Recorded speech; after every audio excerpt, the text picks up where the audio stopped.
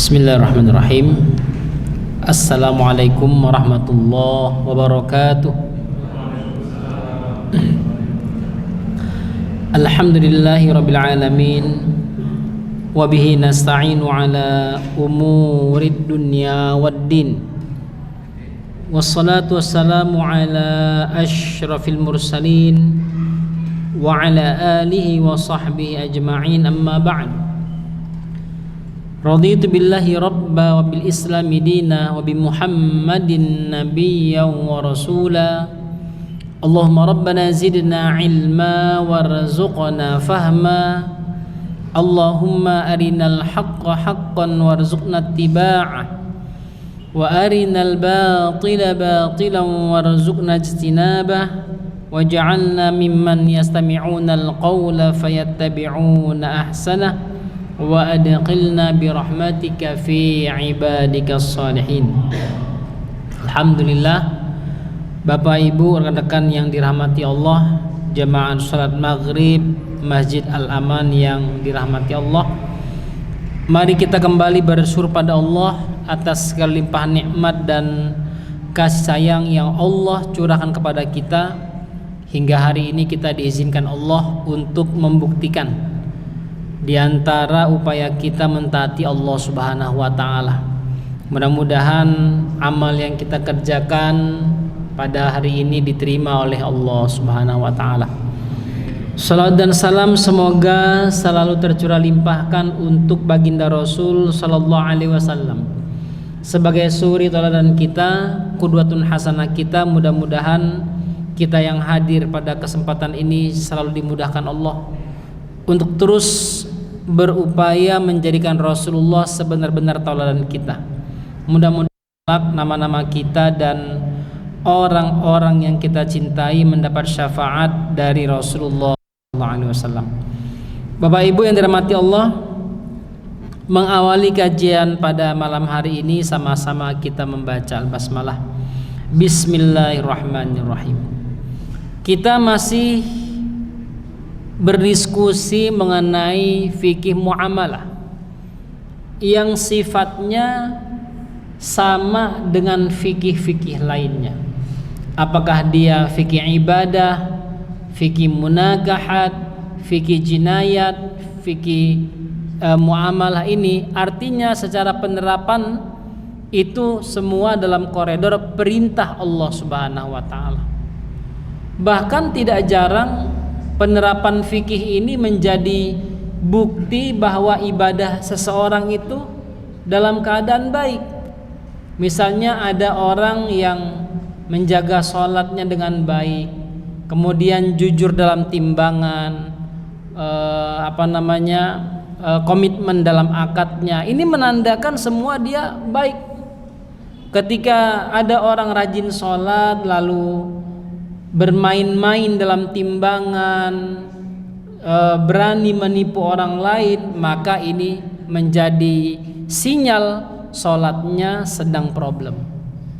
Artinya fikih ini tidak boleh dipandang sebelah mata. Bapak Ibu yang dirahmati Allah, tetapi mohon izin sebelum kita masuk pada pembahasan hari ini. Pembahasan hari ini kita tentang mudharabah, transaksi bagi hasil yang mungkin kita sering mendengar istilah ini di bank-bank syariah. Sebelumnya saya izin menjawab dulu ini pertanyaan. Tadi pada pertanyaannya tidak berhubungan dengan fikih yang hari ini ya. Ini tentang fikih munakahat. Ada seorang ibu bertanya bahwa dia katakan, saya seorang ibu yang dulunya hamil di luar nikah dan kemudian menikah secara sah dalam keadaan hamil 5 pekan. Dalam pernikahan itu saya tidak berhubungan dengan suami, kemudian melahirkan anak laki-laki yang tidak bernasab dengan ayahnya. 2 tahun kemudian lahir adiknya perempuan, artinya pernikahan sah ya. Lahir anak perempuan, pertanyaannya bagaimana hukumnya nasab untuk anak perempuan saya ini? Apakah bernasab dengan ayahnya atau dengan ibunya saja? Pertama, jika anak itu lahir di luar nikah, alias dia lahir tanpa ayah, mau di luar nikah, hasil perzinahan yang tidak menikah, kemudian diperkosa dan sebagainya, maka nasabnya disematkan kepada ibunya. Kemudian kalau dia lahir memang di luar hubungan yang sah. Kalau hubungannya sah, maka pasti ke ayahnya. Kemudian yang kedua, ketika lahir anak dari biologis yang berbeda, anak pertama biologis berbeda, kemudian anak kedua biologis berbeda dari ayah yang sah. Jadi walaupun nanti berbeda biologisnya, mereka tetap akan dikatakan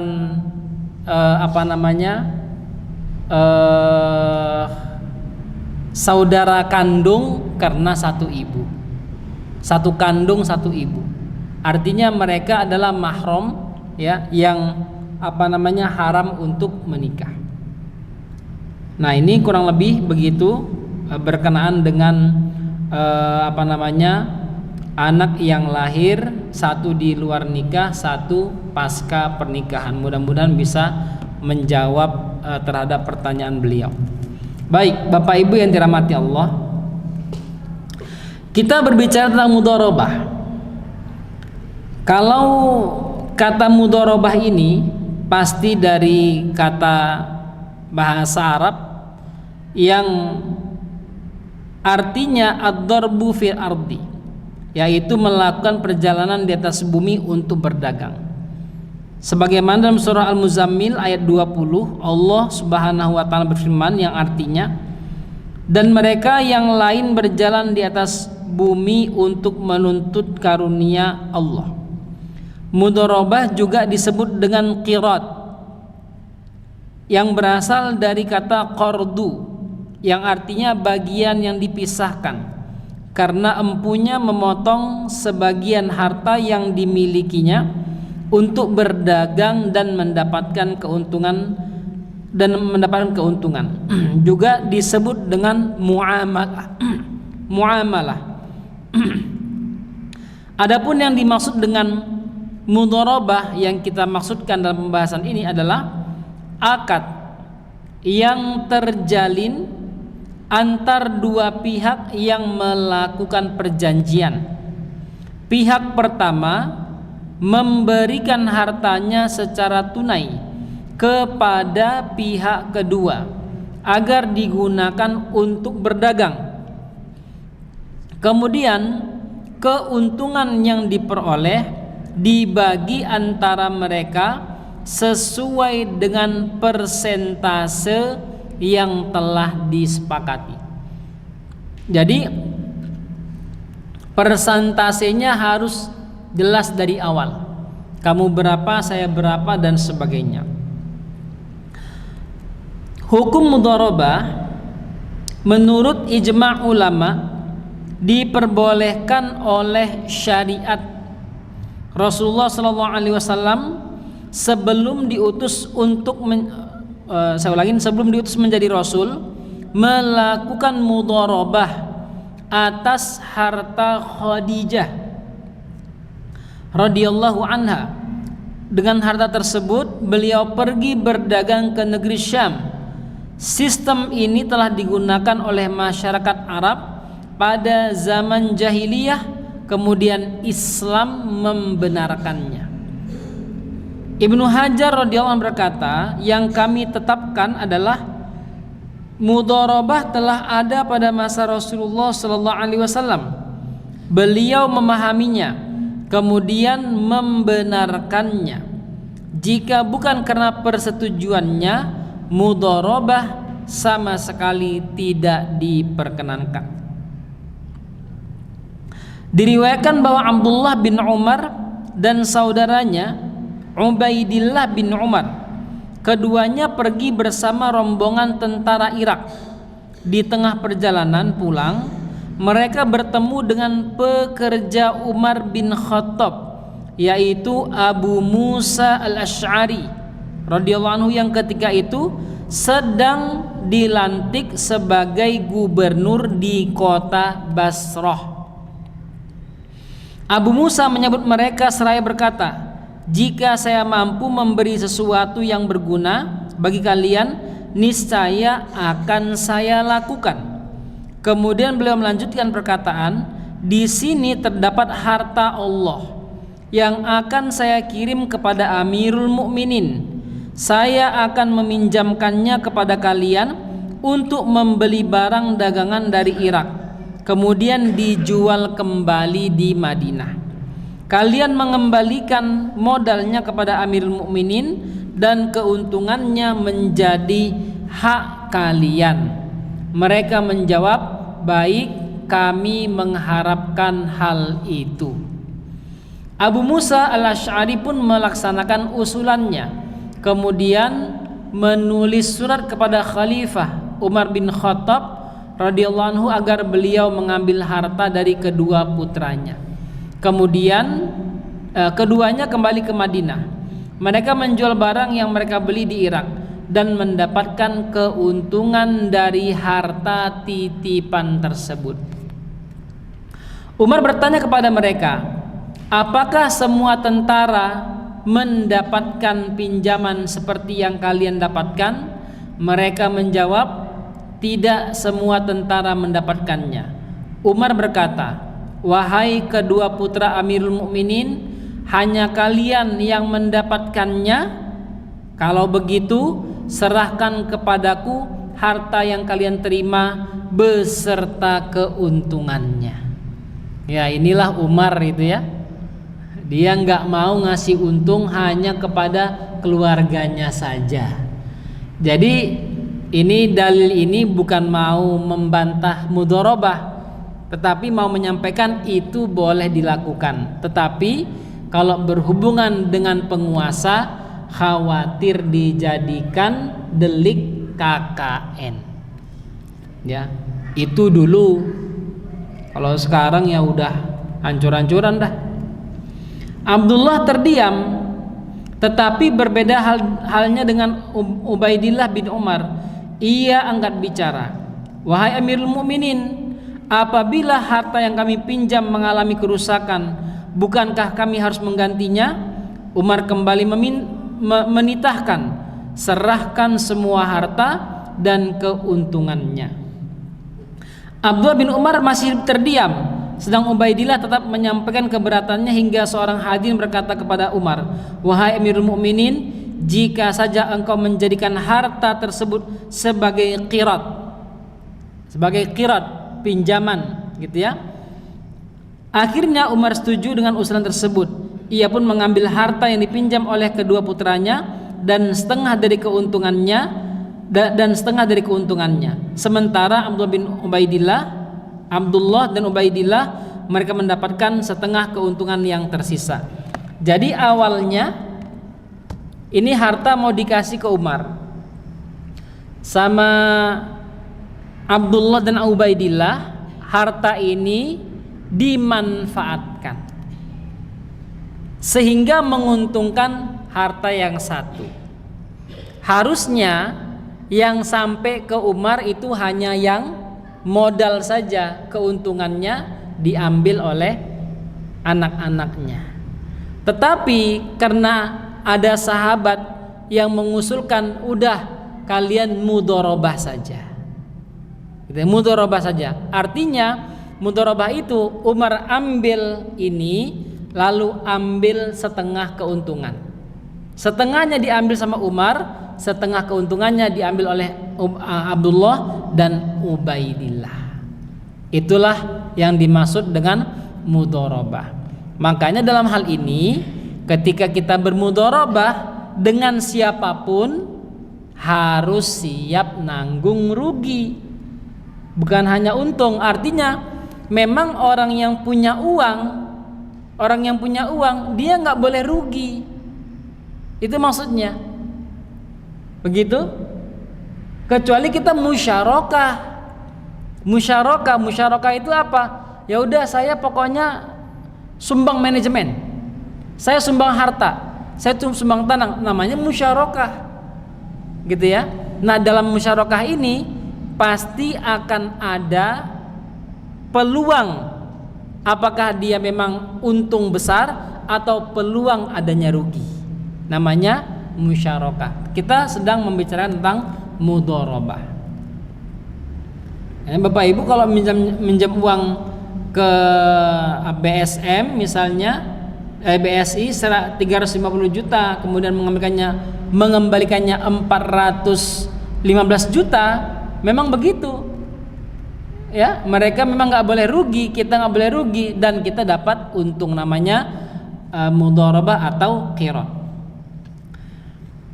Begitu perhatiannya Islam terhadap mudharabah ini, sehingga Islam mensyariatkan mudharabah dan membolehkannya sebagai kemudahan bagi manusia. Sebagian mereka memiliki harta tetapi tidak memiliki kemampuan mengelolanya. Di sisi lain terdapat orang yang tidak memiliki harta tetapi ia mampu mengelolanya hingga berkembang. Karena itu Islam membolehkan transaksi ini agar setiap orang mendapatkan manfaat dari yang lain. Makanya teman-teman pemuda jangan khawatir buka usaha. Ya, kalau teman-teman pemuda khawatir minjem ke orang lain, mulai dari orang tua sendiri, ya pinjam dulu modal. Pokoknya ayah kasih modal sekian, 30% untuk ayah deh. Begitu. Jangan nanti kita pinjam modal yang nggak ada yang balik. Gitu ya. Untung nggak dapat, modal nggak balik. Nah, tetapi kalau ketika kita niat baik, maka Allah akan memudahkan niat tersebut. Ya, artinya jangan khawatir berusaha. Kalau kita tidak punya modal, maka gunakan sistem mudharabah. Nah, kalau kita mudharabah sama orang tua kita, resikonya agak kecil. Kalau mudharabah sama orang lain, resikonya mungkin agak besar. Kenapa? Kalau yang bersangkutan misalnya tidak terima, ya kita siap-siap disemprot tiap kali ketemu. Nah, itu namanya resiko berbisnis. Betapa banyak harta menjadi berguna karena pengalaman seorang yang memiliki keterampilan kerja, dan berapa banyak orang mendapatkan faidah karena harta orang lain. Dengan cara ini terjadi kerjasama antara harta dan pekerjaan, dan tidaklah Allah mensyariatkan sesuatu bentuk transaksi melainkan untuk mewujudkan kemaslahatan dan menolak kerusakan. Jadi kalau kita mau tahu kunci suksesnya Abdurrahman bin Auf, itu bukan karena dia banyak harta, sekadar banyak harta, bukan, karena dia lihai dalam hal ini. Dia lihai. Silakan nanti dibaca sirah ketika dia sampai di Madinah, lalu dipersaudarakan dengan orang Madinah. Dia ditawarin setengah harta, ini rumah saya ini setengahnya untuk kamu deh. Kalau kamu mau, saya punya 3 istri, 1 tak talak untuk kamu. Dia nggak mau, dia cuma bilang, tolong tunjukkan saya di mana pasar. Mulailah dia ngatur strategi. Dia lihat mana yang punya tanah, dia datangin, Pak boleh nggak tanah ini saya manfaatkan? Kita nanti saya kasih hasilnya sekian. Nah, tanah itu di kaplingnya, kapling dijualnya, disewakannya, dapatlah dia untung, baru dia kasih mudharabah. Yang punya tanah senang. Makanya ada dalam salah satu cuplikan para ulama itu, Abdurrahman bin Auf bisa jadi orang kaya hanya dalam 1 hari saja. Lebih kaya daripada orang Madinah gitu. Kenapa? Kelihayannya mengelola harta orang lain. Gitu ya. Hari ini kita banyak lihai mengelola harta milik negara. Bapak Ibu yang dirahmati Allah SWT, Mudharabah itu akan bernilai pahala, bukan hanya bernilai keuntungan bisnis, tapi juga bernilai pahala jika rukunnya diterapkan. Nah, rukunnya adalah pertama, pernyataan ijab dan qabul dari pihak yang memiliki kelayakan membuat perjanjian. Ya, ada ijab qabul. Dan mohon izin, yang namanya akad ini nggak boleh diselewengkan, gitu ya. Harus jelas. Untuk apa? Bisnis, ya, bisnis yang halal, bukan yang haram. Pengembangan bisnis, ya. Nggak boleh dibuat yang lain. Untuk apa? Ya, untuk bisnis, tapi dibuat untuk haji umroh misalnya. Dia pergi haji, pergi umroh, akhirnya pas pulang nggak bisa bayar dia. Nah, ini juga nggak boleh ya. Walaupun nanti kalau berkaitan dengan bank akan ada verifikasi. Tidak disyaratkan dengan ucapan tertentu, tetapi akad mudharabah bisa terjadi dengan setiap yang menunjukkan maksud mudharabah, karena standar keabsahan akad dilihat dari maksud dan makna yang terkandung, bukan berdasarkan ucapan dan bentuk kata. Nah, oleh karena itu kalau kita bilang begini, pokoknya nanti berapapun hasilnya sekian persen. Misalnya ternyata ada orang yang menggunakan HP ini dengan sistem barter misalnya. Saya gunakan 10 hari, nanti saya kasih makanan misalnya, gitu ya. Maka kita menggunakan persenan, 30%, 40% dari makanan tersebut kita serahkan kepada yang punya HP. Misalnya demikian. Bapak Ibu yang dirahmati Allah, mudharabah ini sah dilakukan jika syaratnya dipenuhi. Yaitu pertama, modal diharuskan berupa mata uang. Apabila modal berupa emas batangan, perhiasan atau barang dagangan, maka tidak dianggap sah.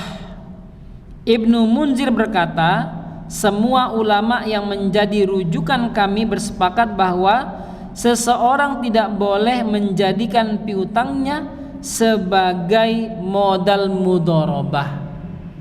Ya, misalnya ada orang yang mengutangkan kepada orang lain, lalu dia bilang gini aja deh, wes pokoknya itu anggap aja mudharabah, dari piutang anggap aja mudharabah, nggak boleh. Atau dia nggak bilang mudharabah, dia bilang pokoknya nanti kembalikan sekian, maka di situ nanti berubah menjadi riba, bukan mudharabah.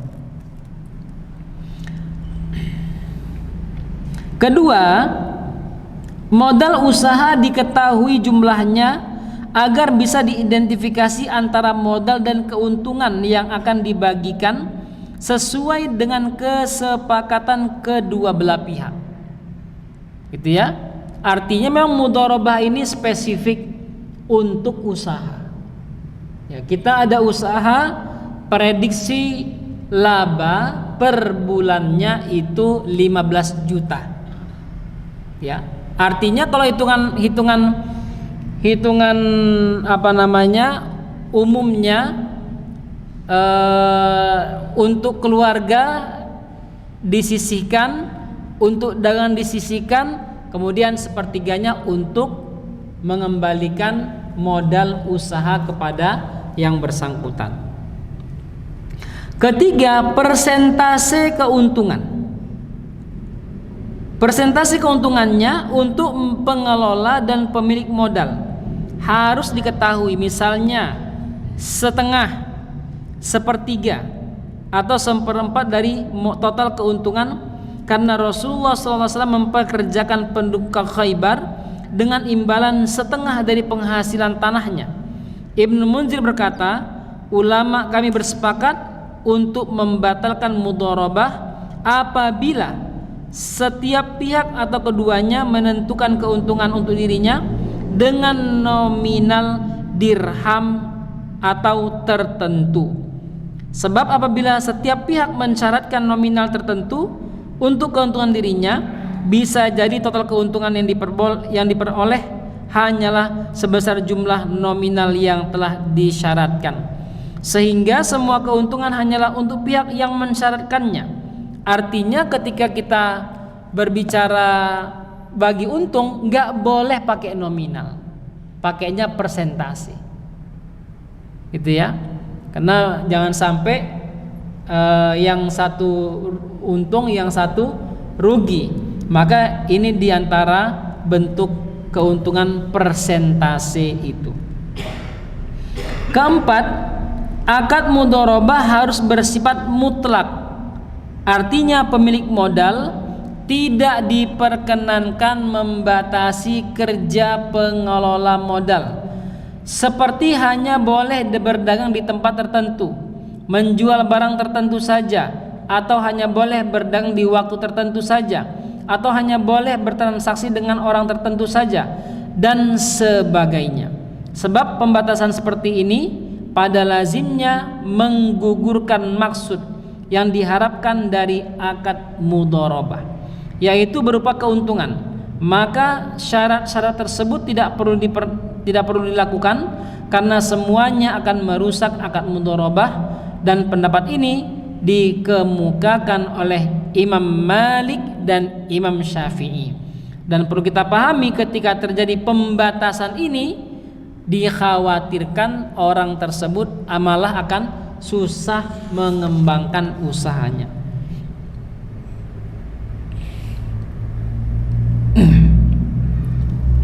Nah, walau demikian, Imam Abu Hanifah dan Ahmad mengatakan bahwasanya akad mudharabah itu boleh bersifat muqayyad ataupun mutlak. Artinya mutlak itu ya tanpa batas, ya terserah untuk apa saja. Sedangkan muqayyad terikat dengan target satu dagangan, gitu kata Abu Hanifah dan Imam Ahmad. Dalam mudharabah muqayyad, pengelola modal tidak boleh melanggar ketentuan yang disyariatkan oleh pemilik modal. Pemilik modal. Apabila ia melanggar ketentuan, maka ia harus menanggungnya. Diriwayatkan dari Hakim bin Hizam bahwa ia mensyaratkan kepada orang yang diberikan modal olehnya, janganlah kamu gunakan hartaku untuk berdagang hati yang masih mentah, atau dibawa di atas samudra, atau ke tempat yang mudah terkena banjir. Apabila kamu melanggar satu dari ketentuan tersebut, maka kamu harus mengganti hartaku. Penentuan masa akad mudharabah tidak termasuk syarat, karena mudharabah adalah bentuk akad yang diperbolehkan dan boleh dibatalkan kapan saja oleh setiap pihak. Juga tidak disyaratkan mudharabah antara sama muslim, tetapi juga diperbolehkan antara muslim dengan kafir zimmi.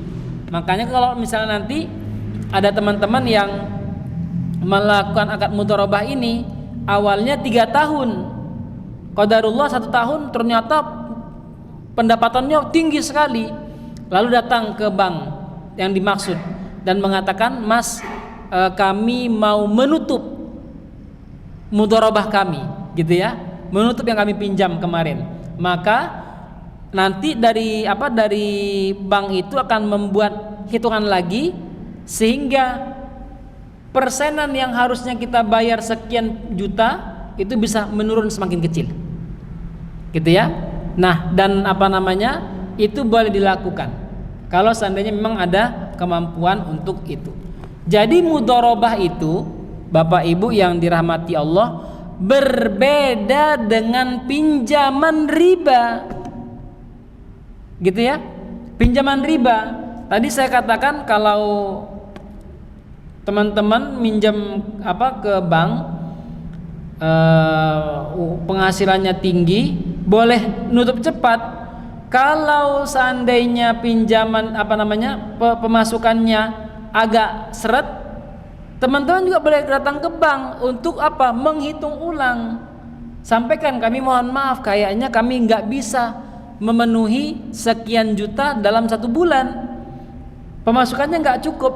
maka dari bank nanti kan membuat akad yang baru supaya teman-teman bisa mencicilnya dengan mudah.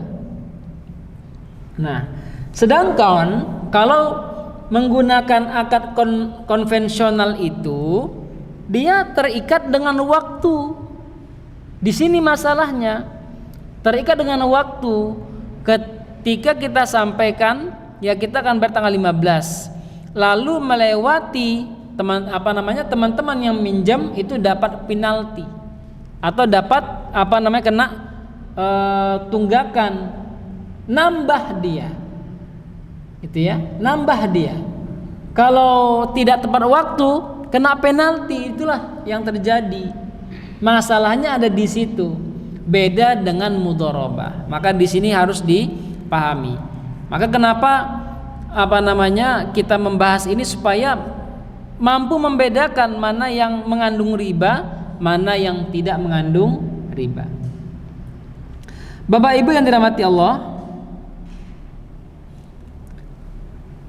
kemudian agar kita tenang dalam melakukan proses mudharabah ini, maka harus ada pengelola yang terpercaya. Gitu ya. Bukan hanya pengelola yang terpercaya, juga pemodal yang tidak banyak nuntut. Gitu ya. Jadi kedua-duanya ini masuk nih. Pengelola yang amanah dan pemodal yang tidak banyak nuntut. Ketika akad sudah selesai dibuat dan pengelola sudah menerima modal, mulai saat itu tangan pengelola sudah menggenggam amanah. Ia tidak diharuskan mengganti modal kecuali ia merusaknya dengan kesengajaan. Apabila modal rusak bukan karena faktor kesengajaan, ia tidak diharuskan menggantinya. Zaman dulu seperti itu. Ya, kalau sekarang karena pakai uang ya tetap harus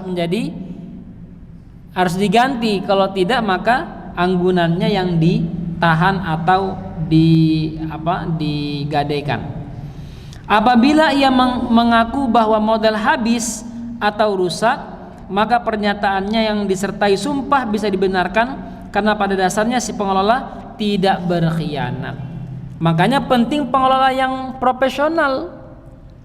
Kalau kita misalnya gaduh sapi, gaduh kambing misalnya, awalnya kita percaya, loh hari ini saya serahkan 5 ekor, besok kurang, besok berkurang, alasannya mati. Pas matinya di mana? Di sana. Sudah saya kubur. Ya, sudah saya kubur.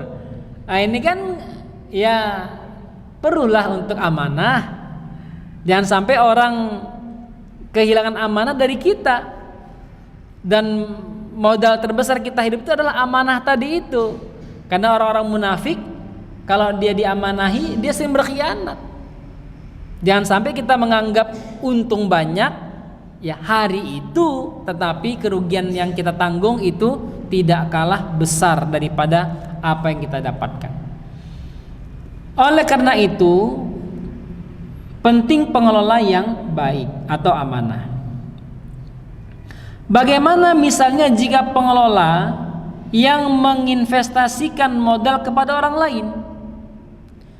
Pihak pengelola tidak boleh memberikan modal dan mengalihkan mudharabah kepada orang lain.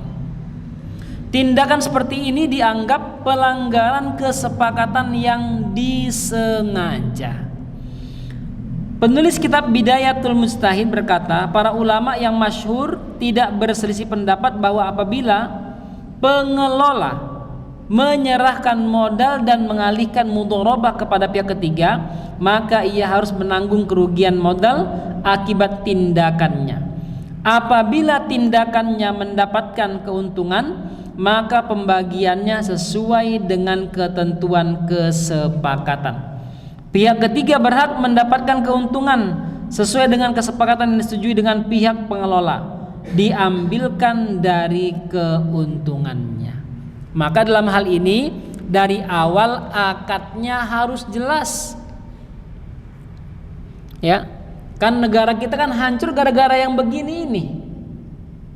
Tender, menang tender, ternyata dia nggak punya apa-apa. Dikasih pada pemborong. Dia belum kerja, udah dapat 100 miliar.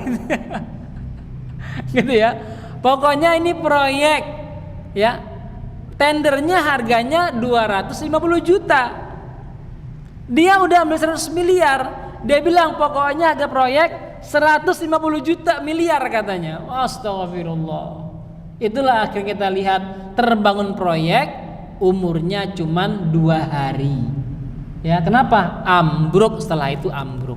Gara-gara apa? Korupsinya gila-gilaan tadi itu. Nah, sayangnya negara kita ini, orang-orang yang ada di dalamnya itu tidak tidak selektif. Pokoknya kalau menguntungkan saya akan pilih dia, bukan menguntungkan negara. Gitu ya. Saya ingat sekali Bapak Ibu sekalian, di Medan itu ada namanya Jalan Sisingamangaraja. Itu terbentang dari kalau saya nggak salah dari Terminal Amplas sampai TVRI di Medan itu. Jadi panjang dia, Pak. Jadi itu dibangun tahun 80-an sampai sekarang Pak nggak rusak, Pak. Jalan beton, Pak, nggak rusak sampai sekarang. Karena pas kita ngobrol-ngobrol, kenapa kok bagus? Karena ketahuan korupsi, tembak mati sama aparat atau hilang, nggak boleh, jangan coba-coba korupsi. Gitu, Pak. Dahsyat itu jalan itu, terkenal sampai sekarang, terkenal sekali. Nah, Bapak Ibu yang dirahmati Allah SWT. Kemudian ada pembahasan, tadi kita sampaikan tentang pengelola yang profesional atau amanah. Kemudian ada pembahasan nafkah untuk pengelola. Nafkah pengelola selama mengelola mudharabah diambil dari uangnya sendiri, baik biaya ia menetap maupun biaya perjalanan dinas untuk mudharabah tersebut. Sebab apabila biaya yang dibutuhkan setara dengan total keuntungan, maka ia akan mengambil semua keuntungan tanpa pemilik modal.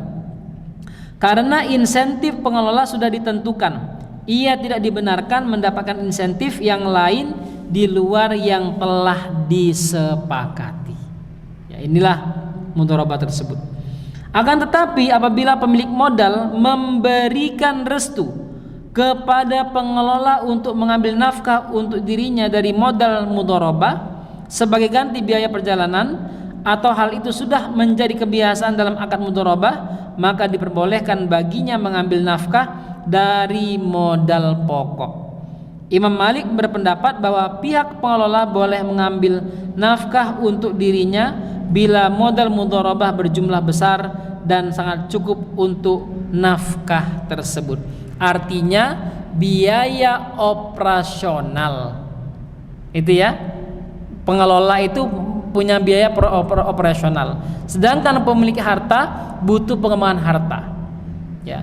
Kalau kaidah dasarnya tidak boleh. Kenapa? Karena sudah diatur dalam akad keuntungan yang dapatkan masing-masing dari kedua belah pihak. Bapak Ibu yang dirahmati Allah SWT, pembatalan akad mudharabah. Akad mudharabah menjadi batal karena sebab berikut. Pertama, apabila satu dari seluruh syarat sah tidak terpenuhi. Apabila salah satu syaratnya syarat sahnya gugur ketika pengelola sudah menerima modal dan sudah mulai bekerja, maka akad mudharabah menjadi batal dan ia berhak untuk mendapatkan upah atas kerjanya. Sebab tindakannya mendapatkan izin dari pemilik modal dan ia telah bekerja sehingga berhak untuk mendapatkan upah.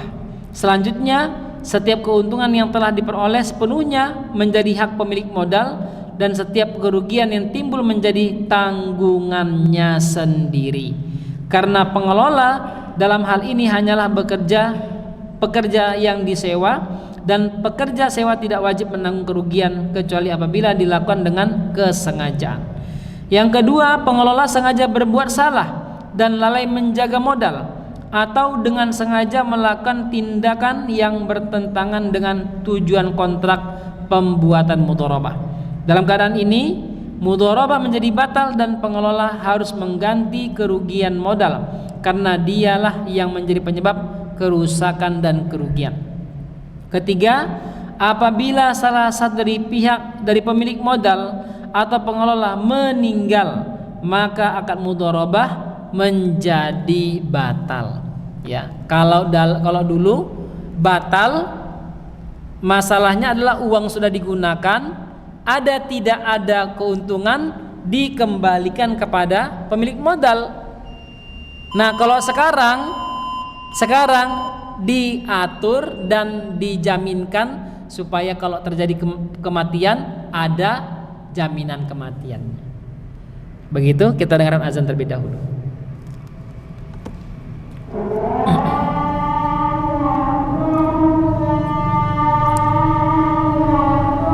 Allah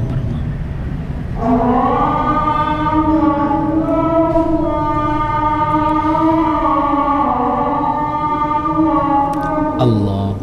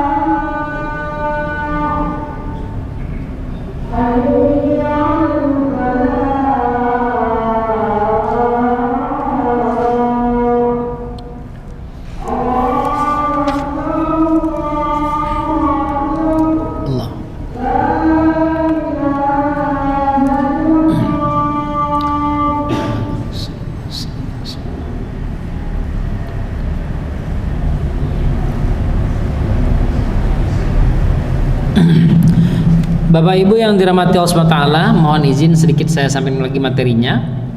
Ketika terjadi kematian antara kedua belah pihak, ya, pertama tadi kalau yang meninggal pengelola, maka harta harus dikembalikan, baik itu ada untung ataupun tidak ada untungnya. Yang kedua, jika pemilik modal meninggal, kita berbicara kalau kita pinjamannya ini antara person ke person. Jika yang meninggal pemilik modal, maka di saat itu mudharabah akadnya batal. Karena batal, maka pengelola harus mengembalikan seluruh modal yang ada. Kalau ada untungnya, maka dibagi dua.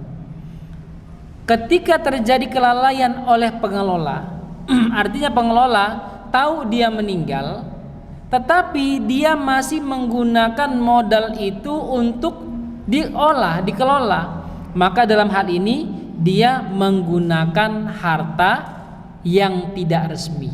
Artinya di sana ada hukum makruh atau haram. Kenapa? Karena harta tersebut, modal tersebut saat itu sudah menjadi hak milik ahli waris, sehingga ahli warisnya harus paham apakah modalnya masih ada atau tidak ada lagi. Nah, kalau sekarang misalnya kita bermuamalah dengan bank, ya kita siap-siap. Misalnya terjadi kematian, misalnya yang meninggal kita itu kan sudah ada jaminannya. Tetapi kan kalau yang meninggal bank kan nggak ada. Ya Pak ya. Yang meninggal bank nggak ada Pak. Nah kemudian kalau kita berbicara mudharabah di masa lalu, ketika terjadi keuntungan, maka pengelola wajib untuk membuat lampiran data, dokumen bahwasanya harta Anda A, B dan C semua tercatat, dan ini pengeluaran dan ini keuntungannya. Maka pada saat itu pemilik modal harus memahami berapa keuntungan sehingga bisa membagi harta atau keuntungan tersebut sebagaimana yang telah diakadkan. Walaupun nanti misalnya kalau kita berbicara 1/4 atau setengah dari 100 juta kan cuma 50 juta. Tapi kalau 100 miliar gitu ya, kan kalau kita itu sedikit masih bisa nahan hati. Kalau udah banyak kadang nggak tahan, kita bisa membohongin orang lain. Bapak Ibu yang dirahmati Allah SWT, sampai di sini selesai pembahasan tentang mudharabah. Mungkin satu pertanyaan Bapak Ibu sekalian, silakan jika ada.